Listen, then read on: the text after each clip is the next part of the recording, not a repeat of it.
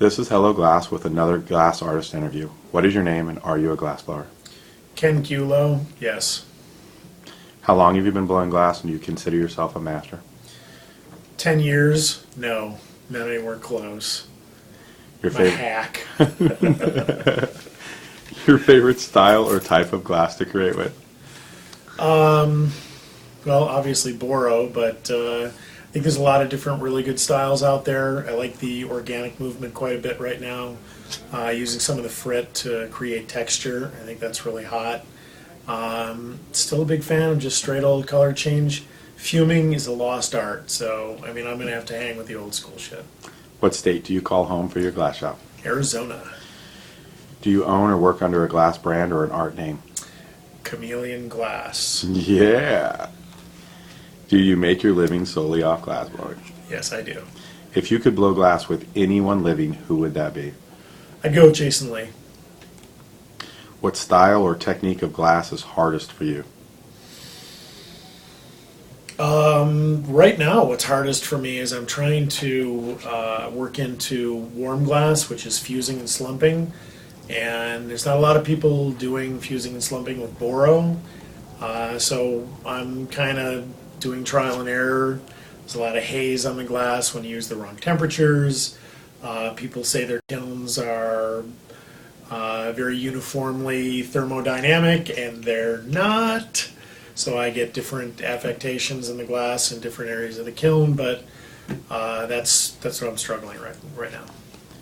Name two people that taught or influenced your glass skills. There's only one. That's his glass handle is Mick, and his name is Mike Coughlin.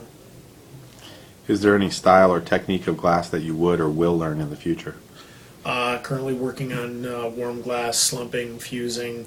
I'd like to branch off and do some architectural work. So that's what we're doing right now. Name two glass artists that impress you. Marcel Bruin, always impressive. I think he's got the affectation of not only having functionally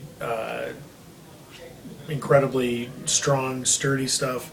He's also very artistic and represents the forms really well. The other guy's going to be Matt White, because that guy can fuse glass like nobody's business. He's fantastic, and all of the different things that he gets glass to accept is pretty amazing. What style or technique of glass amazed you when you first saw it? It's got to be how people use the different layering techniques of fume to get the glass to pop. I mean, whether you are just using gold and silver, or if you're using copper and titanium, there's just so many different ways that you can explore just the use of precious metals in fume on the inside, on the outside, encapsulated, trapped. You know, you could seriously, I could do nothing but figure out how to use fuming to make good color change pieces. Worst injury you ever got making glass art? Cut the living shit out of my thumb. Any stitches? Yes. What do you wish to accomplish in the glass industry?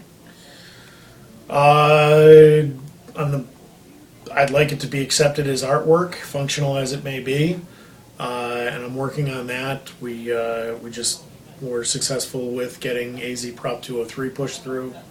On a personal level, I'd just like to continue exploring and hope the business continues to support me and my glass artists to the point that we can continue to push forward with new ways to make pipes. How does a glass fan get a hold of your work? Well, first and foremost, Chameleon retailers, and you can find them at www.chameleonglass.com. You've got 3 minutes to tell the world whatever you want. Go for it. I won't take all three. Don't buy fucking imports. We have a lot of people who their bread and butter is the pipe that you buy. We all work hard. I don't run a Mexican sweatshop. I don't buy shit out of China. I don't buy shit out of India. And I'm not even talking about raw materials. Although, admittedly, no one makes Boro tubing anymore but China. Well, Kimball, but who wants to use that stuff anyways?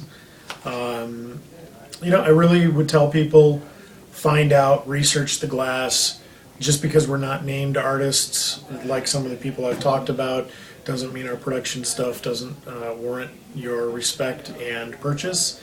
It's bad for you. The importers don't care about your health. There is glass dust in it. It will create silicosis. That alone should make you want to buy domestic glass, but the most important thing is all the inventiveness and creativity is all here in the United States. Just because you can buy a cheap knockoff, if you keep buying cheap knockoffs, you're going to find that everything is going to look alike because all of us are going to go back to different jobs and we're not going to create really cool, neat new stuff for you to buy. So buy domestic.